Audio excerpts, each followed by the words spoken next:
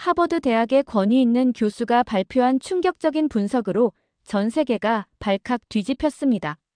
수백 년 전 이름이 알려지지 않은 한 고승의 오래된 예언이 하나둘씩 현실화되고 있다는 연구 결과에 학계와 언론은 경악을 금치 못했습니다.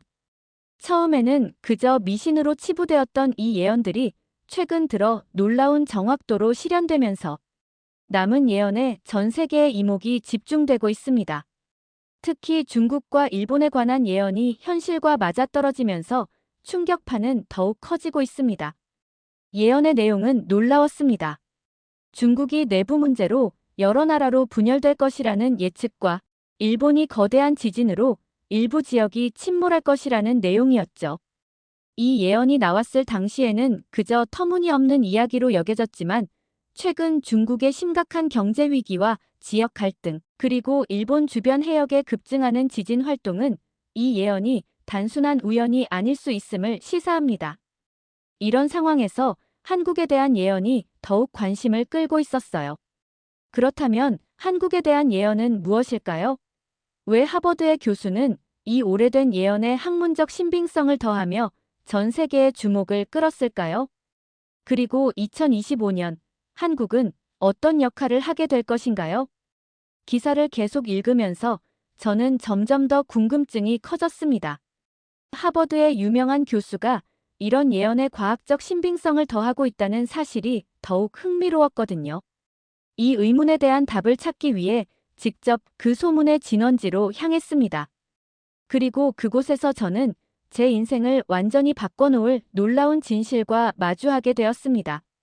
안녕하세요. 저는 하버드 대학에서 AI 석사 과정을 밟고 있는 김민준입니다. 한국에서 학부를 마치고 이곳에 오게 된 지 이제 6개월이 되어갑니다.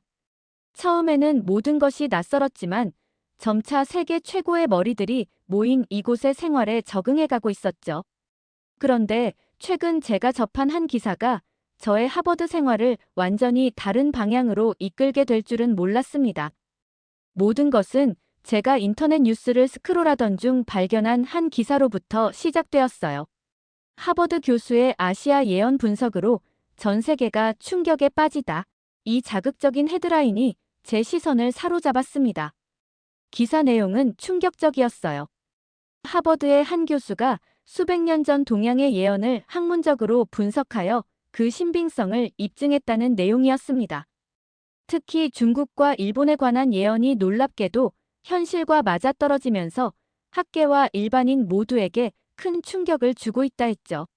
심지어 한국에 관한 예언이 2025년부터 실현될 것이라는 분석이 주목받고 있었어요. 읽어내려가며 점점 더 흥미로워졌습니다. 그런데 기사 중간에 등장한 그 하버드 교수의 이름에서 저는 깜짝 놀랐어요.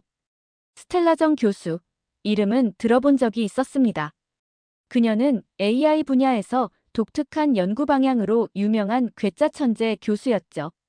코로나 이후 2년간 자취를 감췄다가 완전히 달라진 모습으로 돌아와 학계를 놀라게 했다는 소문의 주인공이기도 했습니다. 연구실에서 염주를 돌리며 중얼거린다는 이야기까지 있었어요. 사실 저는 아직 연구실을 정하지 못한 상태였어요. 다음 학기부터 본격적인 연구를 시작해야 했기에 어떤 교수님의 지도를 받을지 고민 중이었죠. 그런데 이 기사를 통해 스텔라정 교수님에 대한 호기심이 크게 생겨났습니다. 교수님은 이미 AI 분야에서 독보적인 연구 성과를 내고 있는 분이셨죠.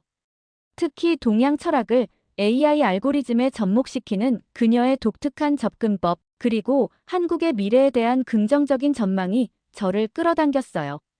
다음 날 아침, 저는 용기를 내어 스텔라 교수님의 연구실을 찾아갔습니다. 우선 그곳의 분위기가 어떤지 살펴보고 싶었어요. 공과대학 건물 3층에 위치한 연구실 앞에 도착해서 잠시 망설였지만 마음을 다잡고 문을 열었습니다. 문을 열자마자 제 예상과 완전히 다른 광경이 펼쳐졌어요. 최첨단 장비들이 즐비할 것이라 생각했는데 그곳에는 동양적인 그림과 기념품들이 가득했습니다. 벽면에는 한국의 산수화와 불교 미술이 걸려 있었고 한쪽에는 작은 명상 공간까지 마련되어 있었어요. 물론 컴퓨터와 장비들도 있었지만 전체적인 분위기는 마치 동서양의 지혜가 공존하는 공간 같았습니다. 연구실에는 몇몇 학생들이 각자의 작업에 몰두하고 있었어요. 어색하게 서 있던 저에게 한 학생이 다가와 무엇을 도와줄 수 있는지 물었습니다. 스텔라 교수님을 만나고 싶다고 말하자 그는 교수님이 현재 회의 중이라고 알려주었고 내일 오전에 오픈 오피스 아워가 있으니 그때 방문하라고 조언해 주었어요. 연구실을 나오면서 저는 굳게 결심했습니다. 스텔라정 교수님의 지도를 받고 그 예언에 대해서도 직접 물어볼 기회를 만들겠다고요. 제 하버드 생활의 새로운 장이 시작되려는 순간이었죠. 다음 날 아침, 저는 일찍 일어나 최대한 단정한 차림으로 스텔라 교수님의 오피스 아워를 찾아갔습니다. 가슴은 마구 뛰었지만 준비해온 질문들을 머릿속으로 다시 한번 정리했어요. 교수님의 사무실 앞에는 이미 몇몇 학생들이 줄을 서 있었습니다. 약 30분을 기다린 후에야 제 차례가 왔죠. 문을 열고 들어서자 창가에 앉아있는 동양인 여성이 고개를 들어 저를 바라보았습니다. 스텔라정 교수님은 미디어에서 묘사된 것과는 사뭇 달랐어요. 화려하거나 위압적인 모습이 아니라 오히려 차분하고 따뜻한 기운이 느껴졌습니다. 단정한 검은색 재킷에 흰 블라우스를 입은 그녀는 40대 중반으로 보였고 책상 위에는 염주가 놓여 있었어요. 교수님의 앞에 앉아 저는 최대한 침착하게 자기소개를 했습니다. 한국에서 왔고 AI 전공으로 석사 과정 중이며 교수님의 연구에 깊은 관심이 있다고 말씀드렸어요. 그리고 용기를 내어 최근 읽은 교수님의 동아시아 예언 분석에 관한 기사에 대해 질문했습니다. 교수님은 잠시 저를 바라보더니 부드럽게 미소를 지으셨어요. 그리고 책상 위에 염주를 손에 쥐며 설명을 시작하셨습니다. 언론에서는 항상 자극적인 부분만 부각시키는 경향이 있다며 자신의 연구는 단순한 예언 해석이 아니라 역사적 패턴과 문화적 맥락을 통해 미래의 가능성을 탐구하는 것이라고 하셨죠. 교수님의 설명은 진지하면서도 열정적이었습니다. AI 알고리즘이 동양 철학의 통찰력과 만날 때 어떤 시너지가 발생할 수 있는지, 그리고 그것이 인류의 미래에 어떤 영향을 미칠 수 있는지에 관한 연구였어요. 특히 한국이 이런 융합적 접근에서 중요한 역할을 할 수 있다는 그녀의 관점이 인상적이었습니다. 대화가 끝날 무렵, 저는 용기를 내어 다음 학기부터 교수님의 연구실에서 일하고 싶다는 의사를 전했습니다. 교수님은 잠시 생각하시더니 한 가지 조건이 있다고 하셨습니다. 이 연구실은 단순히 기술적 성과만을 추구하지 않으며 더 깊은 질문들, 즉, 왜 우리가 이 기술을 개발하는지, 그것이 인류에게 어떤 의미가 있는지 같은 본질적인 문제에 관심을 가져야 한다는 것이었죠. 저는 망설임 없이 수락했습니다. 이것이 바로 제가 하버드에서 진정으로 원했던 학문적 도전이었으니까요. 단순히 기술만 배우는 것이 아니라 그 의미와 가치에 대해 고민하며 연구하는 것. 스텔라 교수님의 접근법은 저에게 완전히 새로운 시각을 제시해 주었습니다. 일주일 후, 저는 공식적으로 스텔라정 교수님의 연구실 멤버가 되었습니다. 처음에는 다른 학생들과 마찬가지로 기본적인 연구 과제부터 시작했어요. 하지만 점차 교수님의 특별한 지도 방식에 적응해 갔습니다. 그녀는 직접적인 답을 주기보다는 항상 더 깊은 질문을 던지셨어요. 알고리즘의 작동 원리나 인간의 직관을 AI에 어떻게 접목시킬 수 있는지에 대한 근본적인 질문들이었죠. 이런 접근법은 처음에는 어렵고 혼란스러웠지만 시간이 지날수록 저는 그것이 진정한 학문적 성장을 이끌어낸다는 것을 깨달았습니다. 스텔라 교수님은 학생들에게 단순히 지식을 전달하는 것이 아니라 스스로 사고하고 발견하도록 이끄는 멘토였던 것이죠. 연구실 생활이 시작된 지 한 달쯤 지났을 때 저는 점점 더 교수님과 그 예언에 대한 궁금증이 커져갔습니다.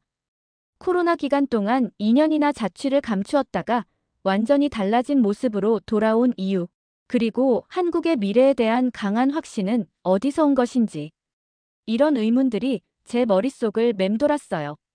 하지만 아직은 이런 개인적인 질문을 직접 여쭤볼 만큼 친밀한 관계가 아니었기에 저는 조용히 연구에 집중하며 때를 기다렸습니다.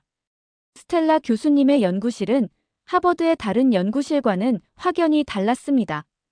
벽면을 가득 채운 동양화와 작은 불상, 그리고 책상 위에 항상 놓여있는 염주가 이곳에 특별함을 더해주었어요. 처음에는 이런 분위기가 낯설었지만 시간이 지날수록 이 공간에서 묘한 편안함을 느끼게 되었습니다. 연구실 한쪽에는 최신 슈퍼컴퓨터가 돌아가고 있었죠. 이 대조적인 모습이 스텔라 교수님의 연구 방향을 잘 보여주는 듯 했습니다. 첨단 기술과 동양 철학의 조화, 그것은 교수님이 자주 말씀하시는 융합적 접근의 물리적 구현이었습니다. 아침마다 연구실에 들어서면 스텔라 교수님은 이미 와서 명상을 하고 계셨어요. 저는 조용히 제자리로 가서 연구를 시작했습니다. 교수님은 학생들에게 특별한 규칙을 강요하지 않으셨어요. 다만 자신만의 방식으로 진리를 찾아가라는 말씀을 자주 하셨죠. 연구실 생활이 익숙해지면서 저는 점점 더 많은 질문을 품게 되었습니다. 특히 교수님이 언급하신 한국에 관한 예언이 정확히 무엇인지, 그리고 왜 그것을 믿으시는지 궁금했어요. 어느 날 용기를 내어 교수님께 직접 물어봤습니다. 교수님은 제 질문에 오히려 반가워하셨어요. 믿음의 문제가 아니라 패턴의 문제라고 하셨습니다.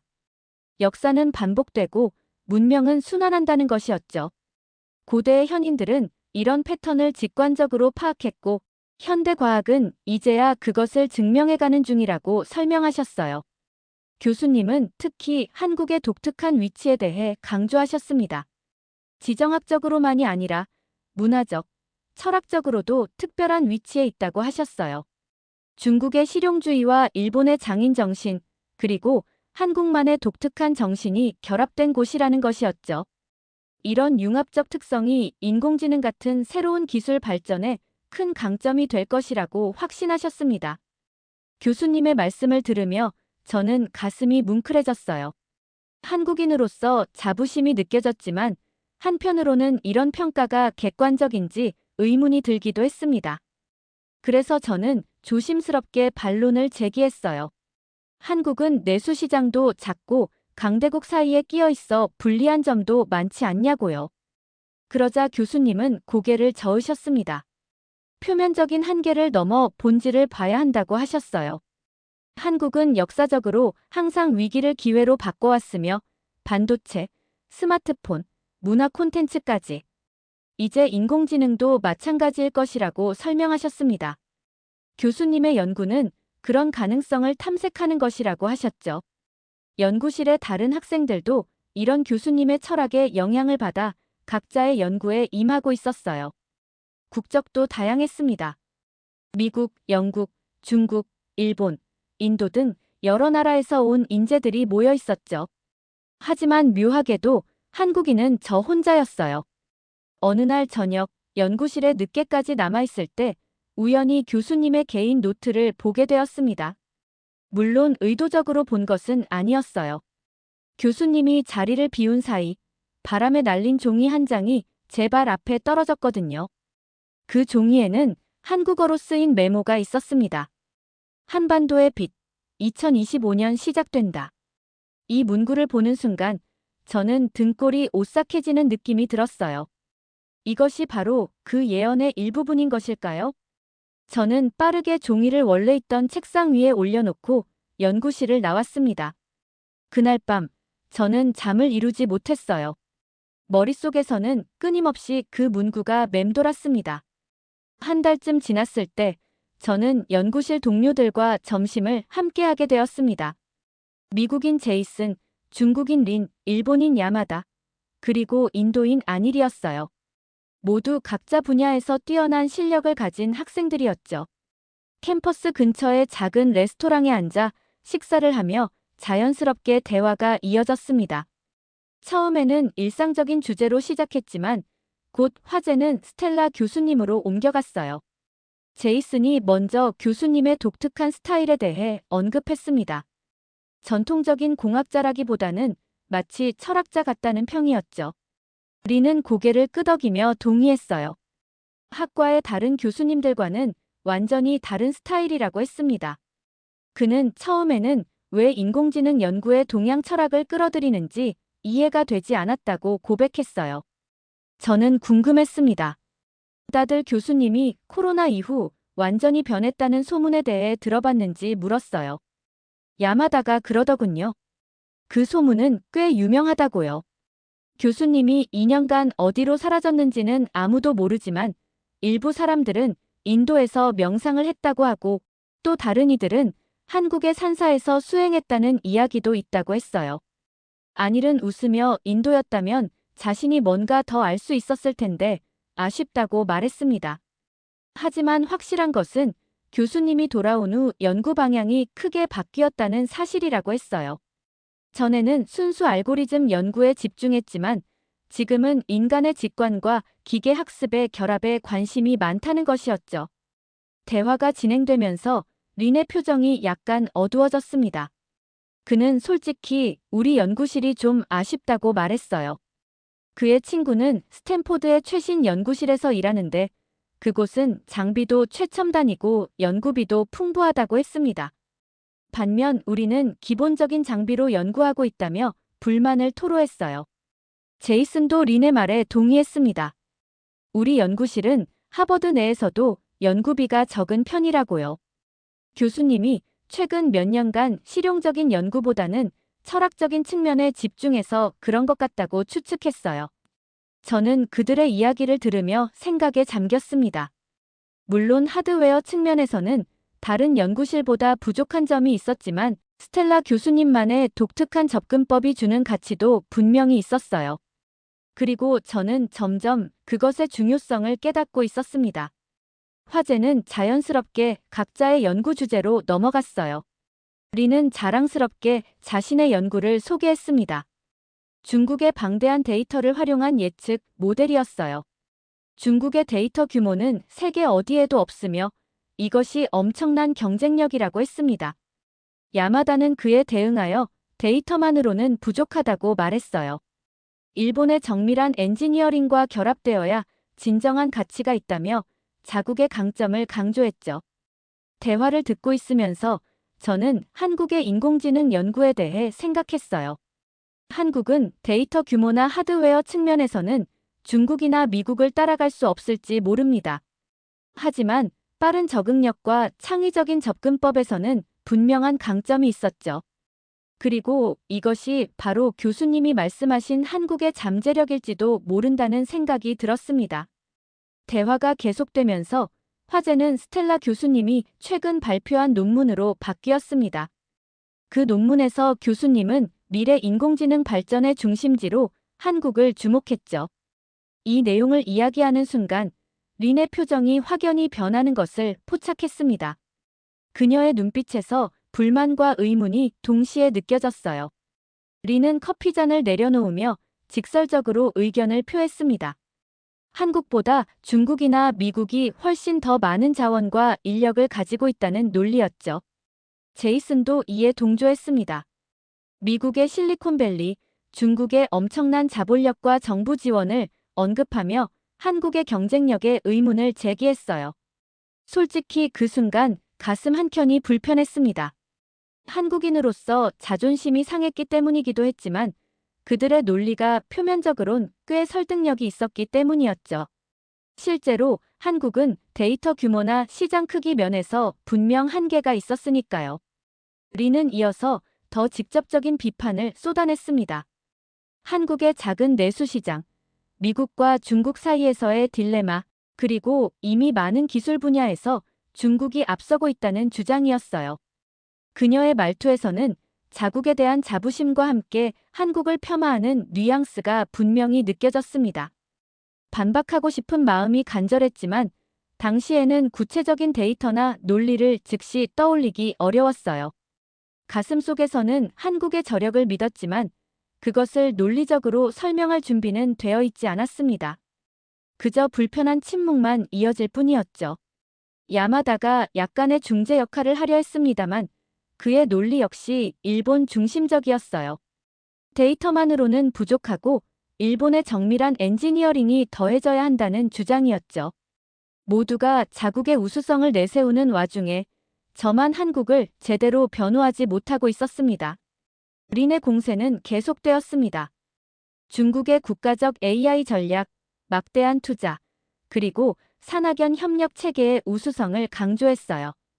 그녀의 말에 따르면 한국은 그저 강대국 사이에 낀 작은 나라에 불과했습니다. 그녀의 눈빛에서는 확신이 넘쳤고 목소리에는 약간의 거만함마저 느껴졌어요. 정말 그럴까요, 린? 그 순간 뒤에서 들려온 목소리에 우리 모두 깜짝 놀라 고개를 돌렸습니다. 스텔라 교수님이 우리의 대화를 듣고 계셨던 것이었죠. 순간 테이블에 긴장감이 감돌았고 린의 얼굴은 순식간에 붉어졌어요. 자신이 교수님을 직접적으로 비판한 내용을 들켰으니 당연한 반응이었죠. 교수님은 아무 일도 없었다는 듯 우리 테이블로 다가와 자리에 앉으셨습니다. 모두가 어색한 침묵 속에 있을 때 교수님은 차분하면서도 확신에 찬 목소리로 말씀을 시작하셨어요.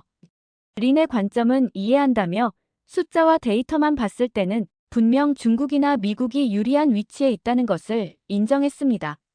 하지만 역사를 보면 기술혁명은 항상 예상치 못한 곳에서 시작되었다고 지적하셨어요. 이어서 교수님은 한국은 단순한 내수시장이나 지정학적 위치로 평가될 나라가 아니라고 강조하셨습니다. 한국은 어려운 환경 속에서도 기술력과 단합력으로 성장했으며 전 세계가 이를 주목하고 있다는 설명이었죠. 교수님은 특히 한국의 독특한 역사적 경험을 강조하셨습니다. 일제강점기, 전쟁, 분단, 경제위기 등 수많은 역경을 극복하며 형성된 회복력이 미래 AI 발전에 있어 중요한 자산이 될 거라는 분석이었어요.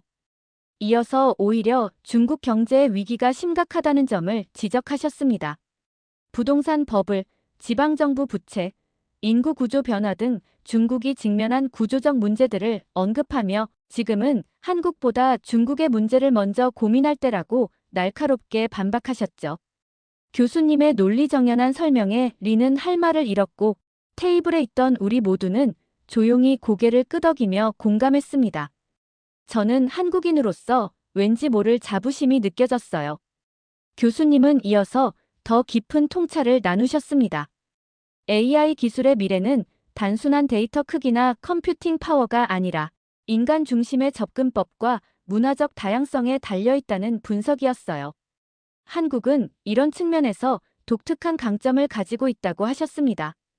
동양과 서양의 문화가 융합된 환경, 빠른 기술 적응력, 그리고 무엇보다 위기를 기회로 전환하는 역사적 경험이 그것이었죠. 린은 여전히 불편한 표정이었지만 더 이상 반박하지 못했습니다. 교수님의 분석은 단순한 애국심이 아닌 깊은 학문적 통찰에 기반한 것이었기 때문이었죠. 저는 그제서야 왜 교수님이 한국에 그토록 관심을 가지셨는지 조금씩 이해하기 시작했습니다. 식사를 마치고 연구실로 돌아가는 길 교수님은 제게 한 가지 질문을 던지셨습니다. 김 군은 왜 린의 주장에 반박하지 않았나요? 저는 순간 말문이 막혔지만 솔직하게 답했습니다. 한국의 저력을 믿지만 그것을 논리적으로 설명할 준비가 되어 있지 않았다고요. 교수님은 미소를 지으며 고개를 끄덕이셨습니다. 진실은 항상 표면 아래에 있어요. 우리의 임무는 그것을 발견하고 증명하는 것이죠. 그 말씀이 단순한 연구 조언을 넘어 인생의 지혜처럼 느껴졌습니다. 카페에서의 그날 이후 저는 스텔라 교수님의 말씀을 계속해서 곱씹었습니다. 그리고 한국이라는 나라에 대해 새롭게 생각하게 되었어요. 교수님이 단순히 한국을 편애하는 것이 아니라 학문적 관점에서 한국이 가진 가능성과 저력을 인정하고 있다는 점이 점점 명확해졌죠. 다음 날 연구실에서 저는 한국의 AI 연구 현황에 대해 더 자세히 조사해 보기로 했습니다. 논문 데이터베이스를 검색하고 각종 통계 자료를 살펴보았어요. 표면적인 수치만 봤을 때는 분명 미국이나 중국에 비해 뒤처져 있었지만 질적인 측면에서는 매우 독특한 강점들이 눈에 띄었습니다. 특히 한국은 반도체, 모바일 기기, 디스플레이 등 하드웨어 분야에서의 강점을 AI와 접목시키는 연구가 활발했어요. 또한 의료, 교육, 금융 등 특화된 영역에서의 AI 응용 연구도 세계적인 수준을 보여주고 있었습니다. 무엇보다 한국의 연구자들은 제한된 자원 속에서도 창의적인 해결책을 찾아내는 능력이 뛰어났죠. 이런 자료들을 살펴보며 저는 스텔라 교수님의 관점이 단순한 개인적 선호가 아니라 깊은 통찰에 기반하고 있다는 것을 깨달았습니다. 한국은 비록 규모는 작지만 위기를 기회로 전환해온 역사적 경험과 융합적 사고방식이 AI 분야에서 새로운 돌파구를 만들어낼 가능성이 충분했어요. 저는 연구실 한편에 있는 작은 서가에서 교수님의 이전 논문들을 찾아 읽기 시작했습니다. 그 속에서 발견한 것은 교수님의 사고방식이 점진적으로 변화해온 흔적이었어요. 초기에는 순수 알고리즘 연구에 집중했던 교수님이 어느 순간부터 인간 중심의 AI, 문화적 맥락을 고려한 AI에 관심을 갖기 시작했던 것이죠. 코로나 이전과 이후의 논문은 마치 다른 사람이 쓴 것처럼 느껴졌습니다. 무슨 일이 있었던 걸까요? 2년간의 공백기에 교수님에게 어떤 변화가 있었던 것일까요? 그리고 그것이 한국에 대한 관심과 어떤 연관이 있는 것일까요? 이런 의문들이 제 머릿속을 가득 채웠어요. 어느 날 교수님의 서재 한쪽에 놓인 사진 한 장에 눈길이 갔습니다. 한국의 어느 산사로 보이는 배경 앞에서 교수님과 어떤 노승 한 분이 함께 찍은 사진이었어요. 교수님의 얼굴에는 평온함이 가득했고 노승은 깊은 지혜가 느껴지는 미소를 짓고 있었습니다. 사진 아래에는 작은 글씨로 날짜가 적혀 있었어요. 2022년 8월 해인사에서. 그때 연구실 문이 열리며 스텔라 교수님이 들어오셨습니다. 교수님은 제가 사진을 보고 있는 것을 발견하고 잠시 멈춰 서셨어요. 저는 황급히 사진에서 시선을 돌리려 했지만 이미 늦었죠. 교수님은 조용히 다가와 제 옆에 서셨습니다. 궁금한 게 있으면 물어보세요, 김군. 숨기는 것 없이 답해드릴게요. 교수님의 목소리에는 어떤 비밀을 나눌 준비가 되어 있다는 뉘앙스가 느껴졌습니다. 저는 용기를 내어 그동안 품었던 의문을 직접 여쭤보기로 했어요. 교수님, 코로나 기간 동안 어디 계셨나요? 이 예언에 대해 정말 믿으시는 건가요? 질문이 나오자마자 후회했지만 이미 늦었습니다. 하지만 예상과 달리 교수님은 화를 내기는커녕 오히려 편안한 표정으로 저를 바라보셨어요. 그리고는 잠시 생각에 잠기시더니 작은 한숨을 내쉬셨습니다. 김군, 그 이야기를 할 시간이 됐군요. 함께 걸을까요? 우리는 캠퍼스를 천천히 걸었습니다. 초저녁의 선선한 바람이 얼굴을 스쳤고 하버드의 고풍스러운 건물들이 우리를 둘러싸고 있었어요. 교수님은 자신의 이야기를 조용히 시작하셨습니다. 2020년 코로나가 전 세계를 강타했을 때 교수님은 심각한 의문에 빠지셨다고 해요. AI 연구가 과연 인류에게 진정한 가치를 주고 있는지, 기술 발전이 실제로 더 나은 세상을 만들고 있는지에 대한 근본적인 질문이었죠.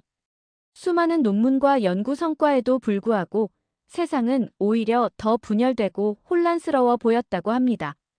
그런 고민 끝에 교수님은 일시적으로 연구실을 떠날 결심이 섰다 하셨죠. 처음에는 인도로 향했지만 우연한 기회에 한국의 해인사를 방문하게 되셨어요. 그리고 그곳에서 이눅 스님이라는 분을 만나게 되었답니다. 이눅 스님은 단순한 종교인이 아니었어요. 물리학, 철학, 심지어 AI에 대한 해박한 지식을 갖고 계셨죠. 하지만 그보다 더 놀라웠던 것은 스님의 통찰력이었어요. 교수님은 이눅 스님과의 대화를 통해 기술과 인간성의 조화, 동양의 지혜와 서양 과학의 융합 가능성에 대해 깊이 생각하게 되셨다고 합니다. 그리고 바로 그 스님으로부터 수백 년 전부터 전해 내려오는 예언에 대해 듣게 되셨죠. 그 예언은 21세기 초반 세계의 대변화를 예측했는데 특히 2025년을 기점으로 동아시아의 판도가 크게 바뀔 것이라는 내용이었어요.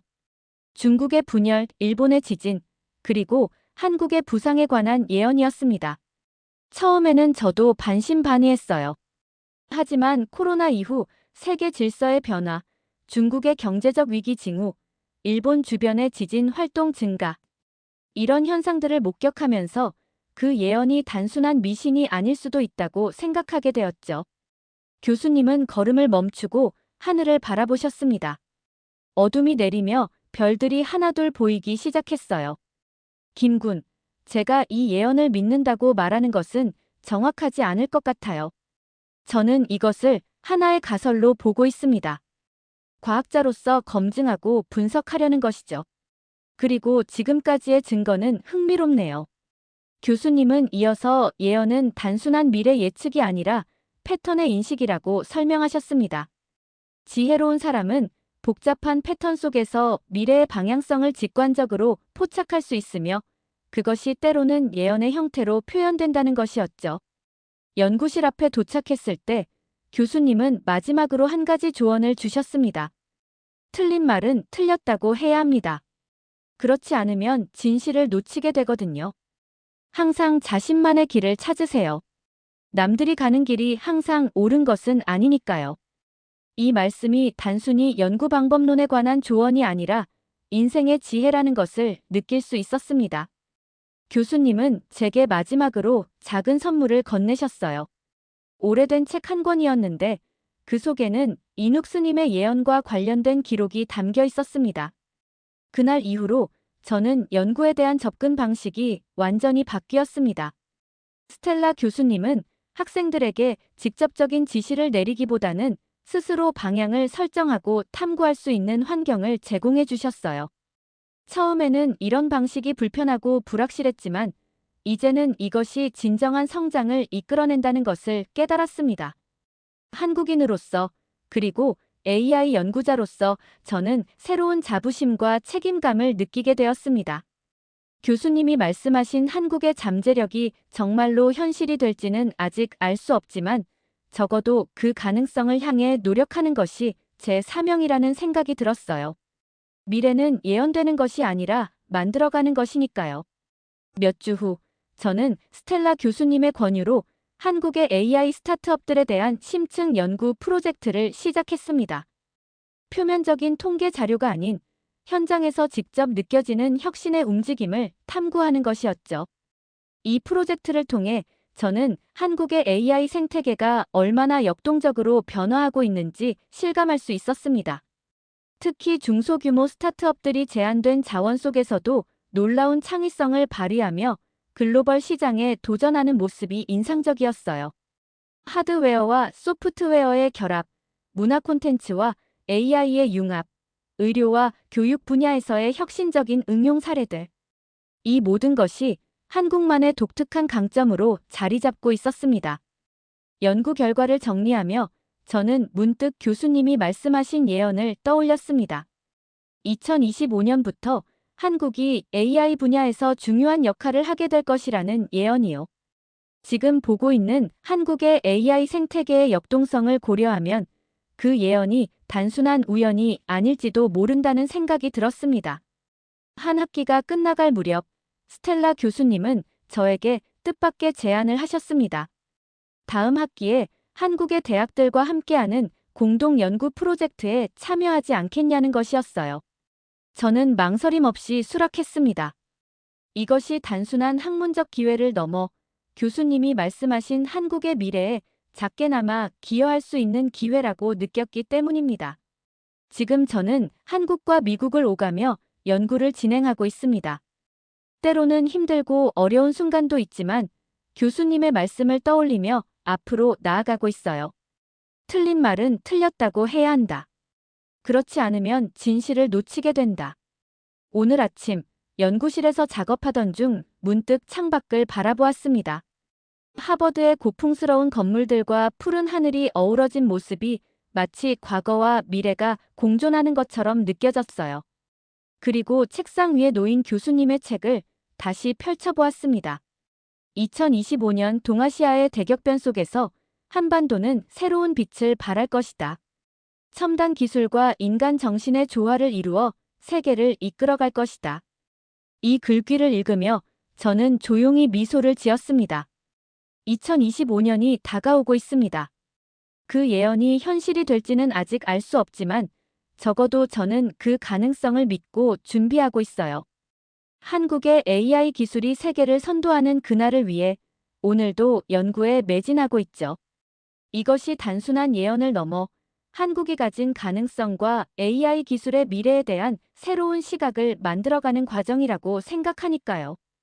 오늘의 사연 어떻게 들으셨나요? 앞으로의 한국은 어떤 모습일지 기대가 되지 않으신가요? 우리의 정체성을 잃지 않고 더욱더 눈부신 발전을 거듭하기를 응원합니다. 한국이 보여줄 잠재력은 무궁무진할 테니까요. 오늘도 긴 사연 들어주셔서 감사합니다. 행복한 하루 되세요.